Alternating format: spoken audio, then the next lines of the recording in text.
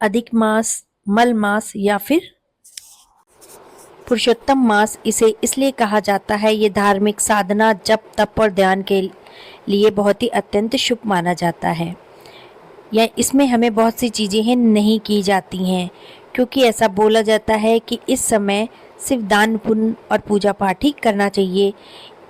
शुभ कार्यों के लिए मनाही होती है। और ऐसा बोला जाता है कि ज्येष्ठ माह में अधिक मास चूँकि पड़ रहा है, तो अधिक मास में हमें क्या-क्या नहीं करना चाहिए। हमको विवाह, गृह प्रवेश, नए व्यवसाय की शुरुआत जैसे मांगलिक कार्य नहीं करने हैं। और चूँकि हमें पता है कि ये 17 मई से 15 जून तक पड़ रहा है, तो हमको जो भी शुभ काम करने हैं वो 15 जून के बाद ही करने हैं। और चूँकि इसमें राजगीर मल मास मेला जो है वो 17 मई से 15 जून 2026 तक, जिसमें 27, 31 मई और 11 जून को शाही स्नान की स्थितियां भी पड़ रही हैं। और ये अतिरिक्त महीना सूर्य और चंद्र कैलेंडर के दिनों के अंतर को जो संतुलित करता है, करने के लिए हर लगभग 3 साल में एक बार ये महीना आता है, जो कि अधिक मास कहलाता है। राधे राधे, आप सबका स्वागत है मेरे चैनल में। आज हम अधिक मास के बारे में बात कर रहे हैं। अधिक मास या मल मास या पुरुषोत्तम मास, ये जो प्रारंभ हो रहा है ये 17 मई 2026 रविवार से शुरू हो रहा है और अधिक मास का समापन 15 जून 2026 सोमवार को होगा। यह मास बहुत ही ज़्यादा पुण्यदायी है। इसमें आप कुछ भी पूजा पाठ वगैरह इस साल 13 महीने पढ़ेंगे। क्यों पढ़ेंगे, जाने अधिक मास कब से कब तक रहेगा। और हिंदू पंचांग के अनुसार इस साल 2026 यानी कि विक्रम संवत 2083 खास रहने वाला है, क्योंकि इस साल पूरे साल में 12 नहीं 13 महीने पढ़ेंगे। ऐसा इसलिए है क्योंकि ज्येष्ठ मास इस साल 2 बार आएगा। यही अतिरिक्त महीना अधिक मास कहलाता है, जिसे पुरुषोत्तम मास भी कहा जाता है। मान्यता है कि इस महीने के स्वामी भगवान विष्णु हैं, इसीलिए इस समय उनकी पूजा करने का विशेष महत्व होता है।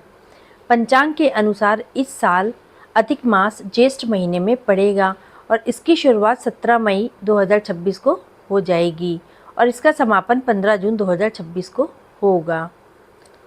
इस अतिरिक्त महीने की वजह से आगे आने वाले कई बड़े त्योहारों की तारीखें भी आगे खिसक जाएंगी, जैसे रक्षाबंधन है जो आमतौर पर अगस्त के मध्य में आता है, परंतु इस बार 28 अगस्त को मनाया जाएगा और दिवाली इस बार 8 नवंबर को पड़ेगी। इस प्रकार से हर साल करीब 11 दिन का फ़र्क रह जाता है।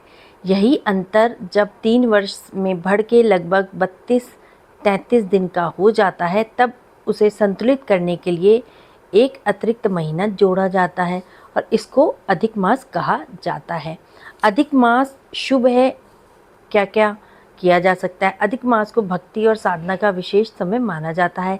इस दौरान रोजाना भगवान विष्णु की पूजा करना, उनके मंत्रों का जाप करना शुभ माना जाता है। साथ ही जप, तप, दान पुण्य का विशेष महत्व है।